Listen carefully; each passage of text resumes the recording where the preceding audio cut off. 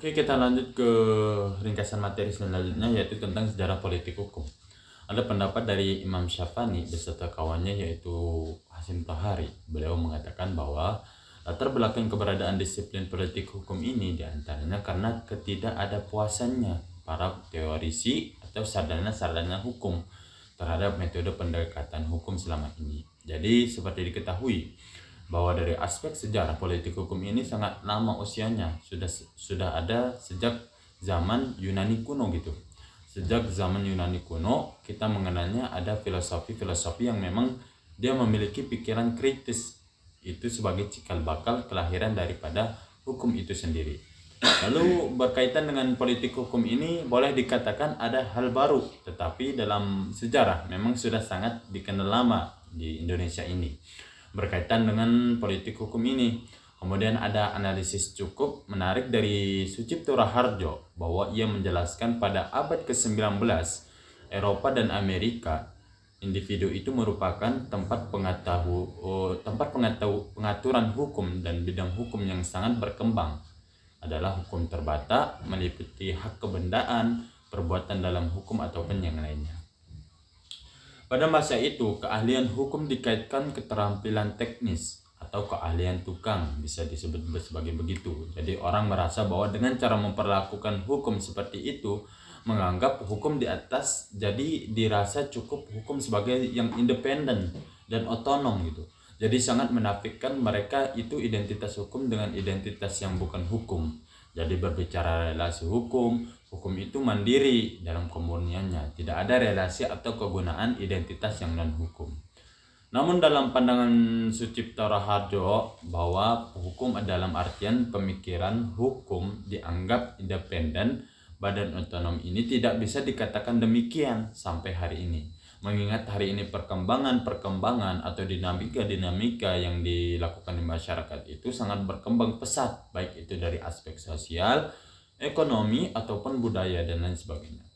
Hukum harus mengikuti perkembangan atau dinamisasi yang ada di masyarakat itu sendiri. Terlebih ya hari ini kita mengenal revolusi lah.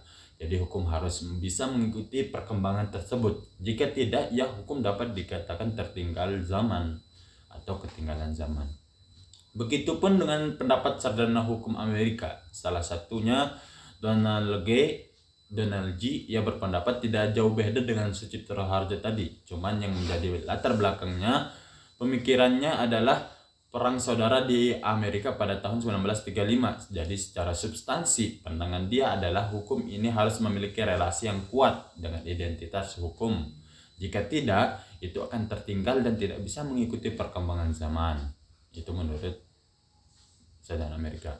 Itu menjadi salah satu latar belakang mengapa politik hukum itu ada. Kemudian kita masuk kepada sejarah dan perkembangan politik hukum itu sendiri. Yang pertama yaitu jadi untuk jarak politik hukum itu sendiri terbagi menjadi dua ya. Ada sejarah politik hukum secara implisit dan salah satunya pencetusnya adalah siapa? Yaitulah. Kemudian ada generasi baru, ada Utrecht, ada Belfried, the Rechtspolitik is Constitutum menuju is Constitutendum kalau nggak salah. Kemudian Supomo, yaitu soal politik hukum dalam pembangunan negara Indonesia. Kemudian yang disebutkan di atas itu ialah kategori politik hukum secara eksploisit. Menurut Imam Syafani dan Hasyim Tohari bahwa tidak bisa dipastikan kapan disiplin politik hukum ini muncul pertama kali dan siapa pencetusnya. Namun pernah menulis sebuah buku kasib yang berjudul tentang Indeeding the Study van het Nederland Recht. Namun di sini dia tidak menyebutkan secara eksklusif ya istilah politik hukum itu sendiri, akan tetapi secara implisit gitu tersampaikan. Dibuktikan dengan pendapat Purnomo, dia berpendapat bahwa secara tersirat keberadaan politik hukum dapat dilihat dari bagian kedua klasifikasi, yakni pada bagian seni dan keterampilan ketika kegiatan praktik untuk menemukan serta rumuskan kaidah hukum. Nah, penjelasan tersebut setidaknya Indonesia ini sudah lama ya, akarnya itu sudah ada dalam politik hukum itu sejak pada masa Van Apeldoorn tersebut. Nah, Lalu kemudian secara implisit ini sudah ditegaskan dan termaktub secara jelas. Yang pertama kali pilihan dari buku yang dikarang oleh Supomo pada tahun 1947, dia menuliskan sebuah buku yang secara tegas menjelaskan istilah politik hukum, dan buku tersebut berjudul Soal-soal Politik Hukum dalam Pembangunan Negara Indonesia. Yang B yaitu Lemaire, dia menyinggung juga soal politik hukum. Kemudian yang C, Belefroid, dia menulis sebuah buku The Rechtspolitik is Constitutum menuju Ius Constituendum. Dalam buku tersebut mencantumkan secara tegas dan lugas istilah Rechtspolitik, salah satunya ialah politik hukum. Selanjutnya dikembangkan oleh Utrecht. Utrecht juga menyinggung istilah politik hukum sampai dengan hari ini. Bagaimana perkembangan politik hukum itu ada dan berkembang. Bahwa kehadiran politik hukum ini sebagai disiplin ilmu itu karena ada kegelisahan atau ketidakpuasan daripada sarjana-sarjana ataupun teoritis ataupun maupun praktisi hukum terhadap metode pendekatan atau penemuan hukum yang selama ini. Kemudian itu sebagai antitesis juga terhadap aliran hukum, terutama aliran konvensional. Nah, yang beranggapan bahwa hukum sebagai hal yang independen atau otonom, yang artinya tidak memiliki ikatan atau relasi dengan identitas yang bukan hukum.